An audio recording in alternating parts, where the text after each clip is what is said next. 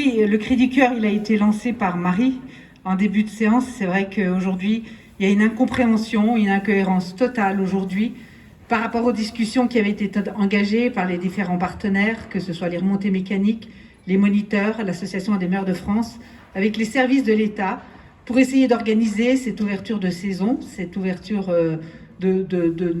cet hiver, avec ce protocole sanitaire qui devait être porté par toutes les entités représentatives dans les stations de village.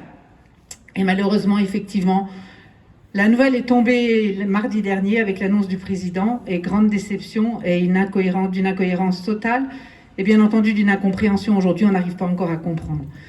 Ce qu'il faut qu'on arrive à faire passer à l'État, c'est que les montagnards, on avance en cordée. On est tous encordés les uns des autres, avec les uns entre les autres, et que quand il y en a un qui décroche, eh bien c'est toute la cordée qui s'effondre.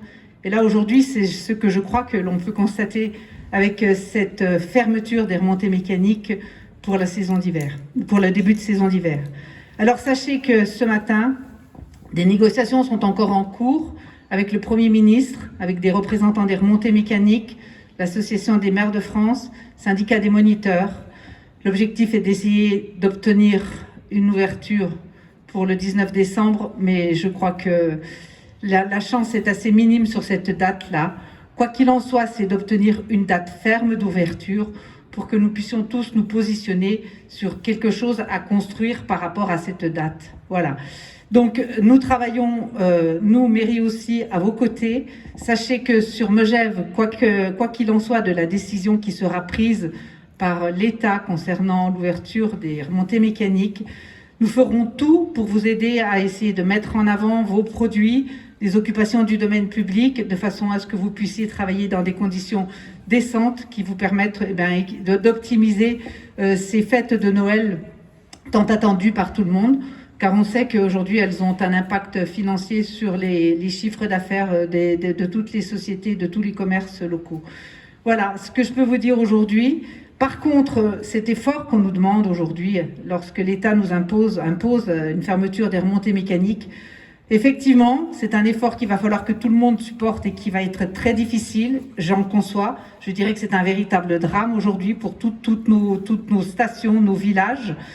Mais par contre, moi, il y a une chose qui me gêne et qui me dérange, c'est que l'État est autorisé le 24 au soir et le 31, de nouveau des relâchements. Et je crois que ça, c'est pas possible. Si on nous demande de faire un effort à nous, au niveau de nos stations, au niveau de l'ouverture des domaines skiables, il faut que ce soit un effort collectif. Et à mon sens, il faut que l'État revienne sur cette ouverture des soirées du 24 et du 31. À mon avis, le couvre-feu doit aussi imposer ces soirs-là, parce que ce sont des relâchements qui vont se générer et qui nous seront très impactants, à mon sens, dans le milieu de la saison d'hiver. Voilà. Sachez qu'on continue à se battre. J'aurai des nouvelles de mes collègues qui sont aujourd'hui en négociation avec le Premier ministre dans la soirée, je pense, et nous vous tiendrons au courant. On est à vos côtés. La collectivité fera tout ce qu'elle pourra pour vous aider à continuer à avancer.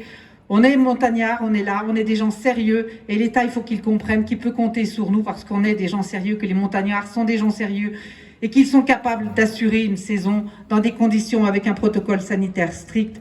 On l'a fait cet été, on a assuré l'été et on est capable d'assurer un hiver aussi. Bon courage à tous et puis à bientôt pour ce début de saison.